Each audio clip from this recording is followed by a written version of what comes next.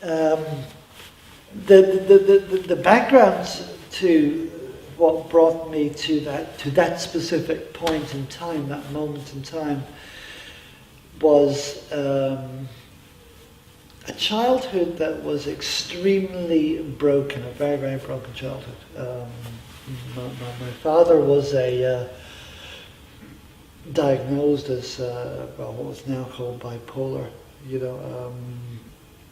So for a child, we never had, as his children, we never had a sense of consistency with him.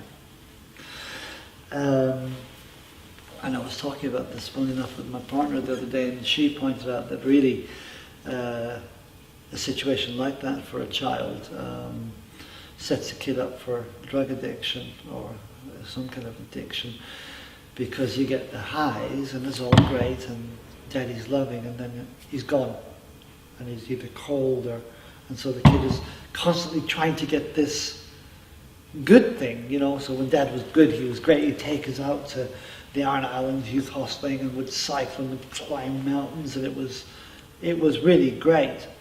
And then he'd be like this completely cold, emotionless person. Both parents died by the time I was 10 years old. Father committed suicide, my mother just literally died. Sort of had an emotional, physical, immune system collapse, and she died right in front of our faces there in the house. That was like for a 10-year-old kid, and surrounded by my little brothers and sisters, and it's not a very healthy thing. And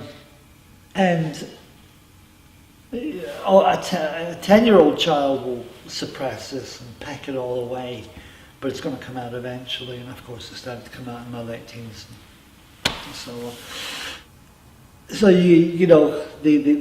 that's kind of, if you like, the pattern that was set, that set me up for the whole Scientology thing. That was it. And within months, within months then of that introduction to Scientology, I was full-time on staff there. I'd sort of cut myself off from my friends and my girlfriend or partner, actually, we were living together. My only circle had become Scientology. And that's partly their effort.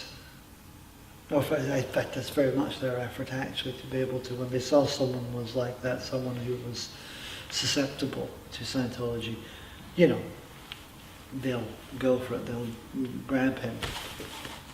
One of the things I observe now is that the staff member in a Scientology organization is kept quite hungry, if you like.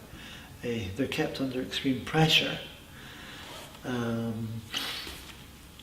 They're run on statistics, and each person has to have his statistic. So if you're a body rooter, it's number of people rooted that day, okay? And if you're an evaluator, it's number of people evaluated, or whatever, those various statistics that people would have. But the pressure in Scientology to have up statistics is huge. It is just massive pressure. So a body rooter might do 5 people one day. Statistics are done in a week, actually. So if in the week that person body rooted 30 people, they'll get a big clap on the back, and that's great. But next week they bet of 32. And if the organization is say trying to win what they call a birthday game, it's one of these games that the Scientology kind of implements. Organization plays against organization in order to become number one in what's called the birthday game. And this is Hubbard's birthday. If it's on the birthday game, then that person has to get what's called an affluent statistic. So a little blip up is called normal. Big shooting up of the statistic, like say you go from 30 to 40, say people body rooted in or something, that's a big blip up on 30, right? 10's a big number, which is grand. But then the week after it, are you going to crash that statistic, or actually you should keep that statistic going up again? So then the week after that, you have to get 42, and So, you know, you can imagine the pressure and the amount of work that has to be done in order to do this thing. And yeah, you can make your statistics drop, but my God, you get in trouble for that in Scientology. It's you know, you get interrogated, you get, I won't go into these ethics conditions now, but you get in trouble for doing that.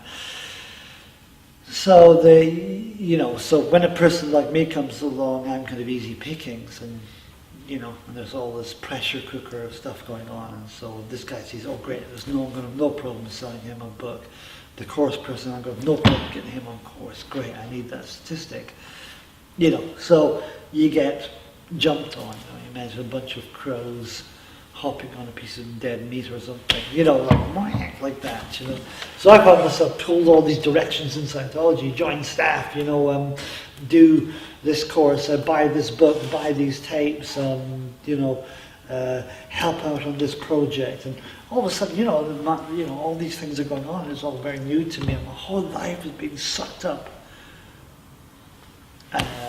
2 months later, I find myself, I'm in the Scientology Center from, I don't know, let's say 9 o'clock in the morning till about maybe 11:30 at night, in some cases, yeah. No contact with my friends. In my little kind of house I'd rented, there was like another 3 Scientologists living there with me. You know, this kind of thing. So all that stuff is going on. The goal that you get sold a couple of goals in Scientology. On the initial level, you're sold the goal of clear. Okay, that is, you're educated into the fact that there is what's called a bridge to freedom, which is a series of steps, if you like, up to a higher state. You get educated into the fact that you and the human race is in a bad state, and you get sold on this concept very hard.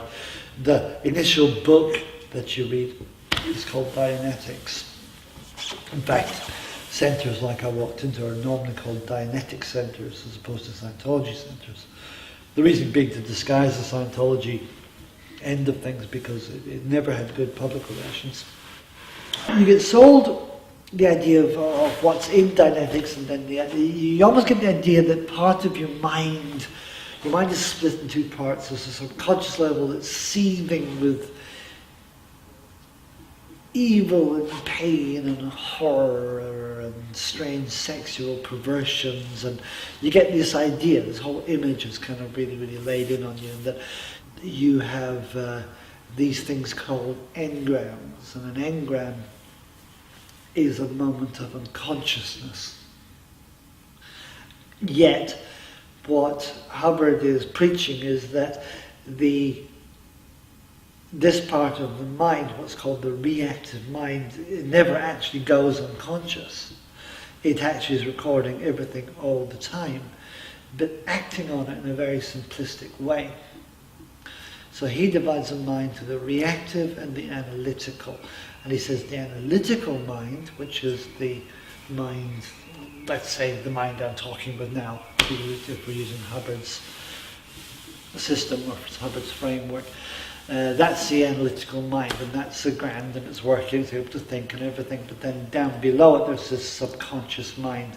And if in a moment of pain or unconsciousness my analytical mind shuts off, because it's a more delicate system, then the reactive mind comes into full play and is recording everything that's happening and is supposed to, I don't know, do something to protect the human or the animal or whatever it is, right? But it acts upon things in a very simplistic way. So that, let's try and give an example.